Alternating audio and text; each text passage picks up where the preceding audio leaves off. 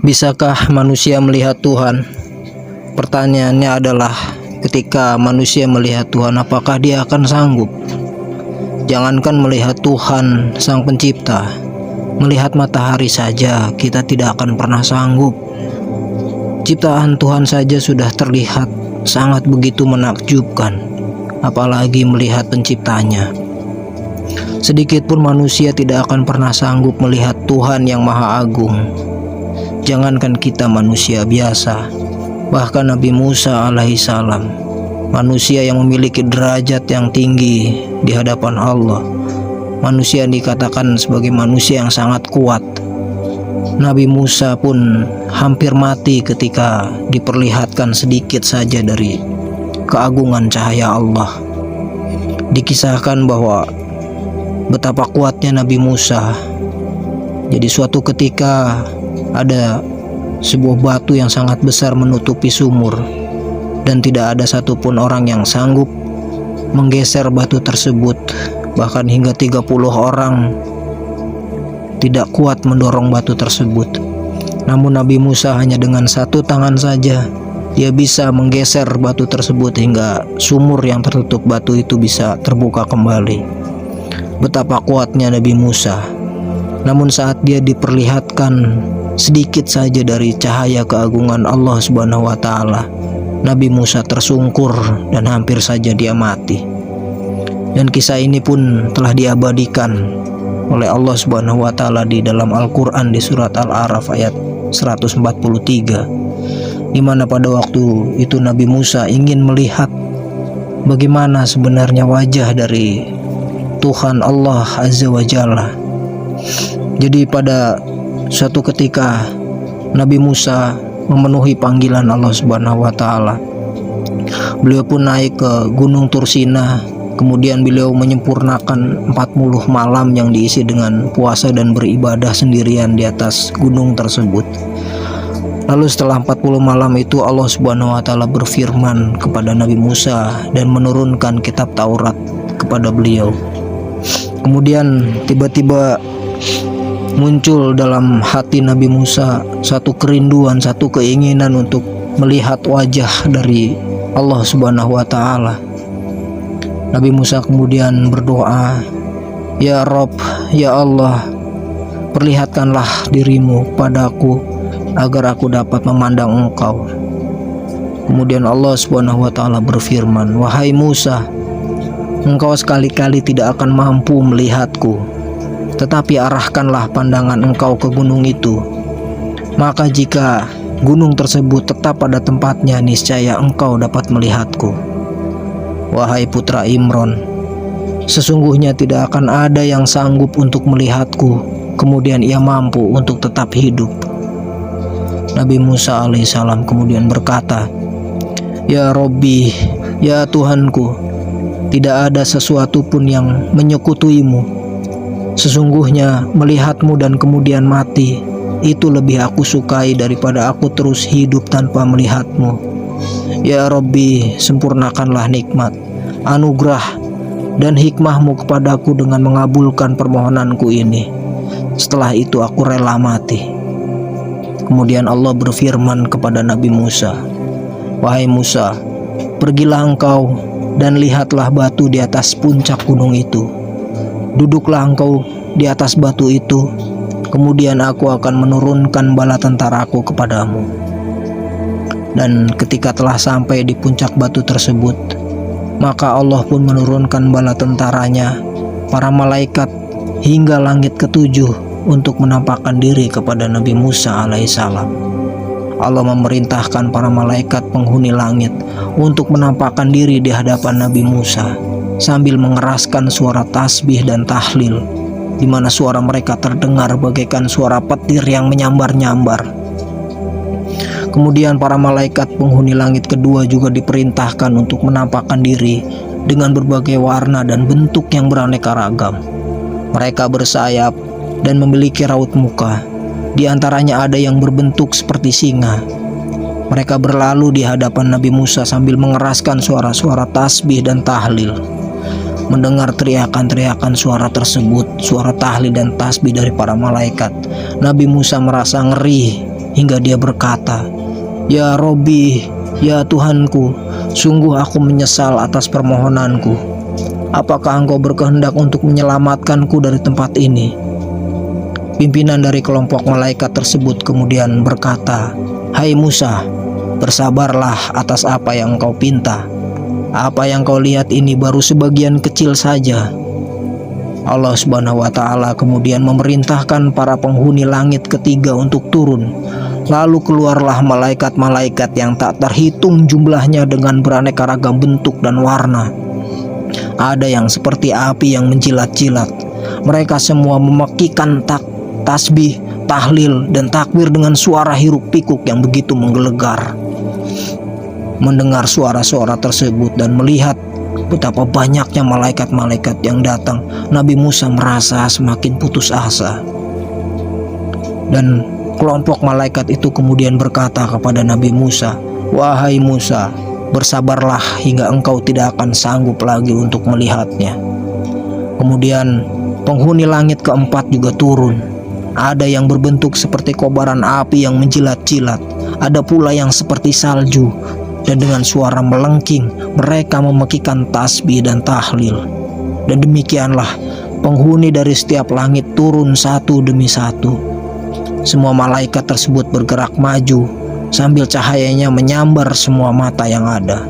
Mereka datang membawa tombak yang sangat panjang dan lebar. Tombak-tombak itu bagaikan api yang bersinar terang benderang melebihi sinar matahari.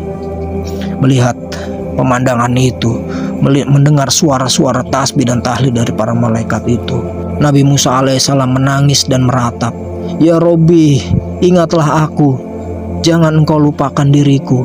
Aku adalah hambamu. Aku tidak mempunyai keyakinan bahwa aku akan selamat dari tempat ini. Jika aku keluar, maka aku akan terbakar. Jika aku masih di sini, aku akan mati." Kemudian ketua para malaikat itu pun berkata, "Nyaris dirimu dipenuhi ketakutan dan nyaris hatimu terlepas, wahai Musa. Tempat yang kau gunakan untuk duduk adalah tempat yang akan kau pergunakan untuk melihat Rob." Kemudian turunlah malaikat Jibril, Mikail, dan Israfil alaihi salam beserta seluruh malaikat penghuni langit ketujuh, termasuk pemikul aras dan kursi. Mereka secara bersama-sama menghadap kepada Nabi Musa sambil berkata, "Wahai orang yang terus-menerus salah, apa yang menyebabkanmu naik ke atas bukit ini? Mengapa engkau memberanikan diri meminta Robmu untuk dapat melihatnya?" Nabi Musa alaihissalam gemetar hingga kedua lututnya seakan-akan luruh dari persendian. Ketika Allah Subhanahu wa Ta'ala melihat kondisi Nabi Musa, maka ditampakkanlah tiang-tiang penyangga aras. Lalu Nabi Musa alaihissalam bersandar pada salah satu tiang tersebut hingga hatinya tenang. Malaikat Israfil kemudian berkata, "Hai Musa, demi Allah, kami ini sekalipun pemimpin para malaikat. Sejak kami diciptakan, kami tidak berani mengangkat pandangan mata kami ke arah aras, karena kami sangat khawatir dan sangat takut kepada Rob.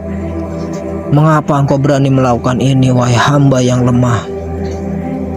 Setelah hatinya tenang, Nabi Musa kemudian menjawab, "Wahai Israfil, aku hanya ingin mengetahui akan keagungan wajah Robku yang selama ini aku belum pernah melihatnya." Allah Subhanahu wa Ta'ala kemudian menurunkan wahyu kepada langit. "Aku akan menampakkan diri bertajali pada gunung itu." Maka bergetarlah seluruh langit dan bumi, gunung, matahari, bulan, mega, surya, neraka, dan para malaikat serta samudra.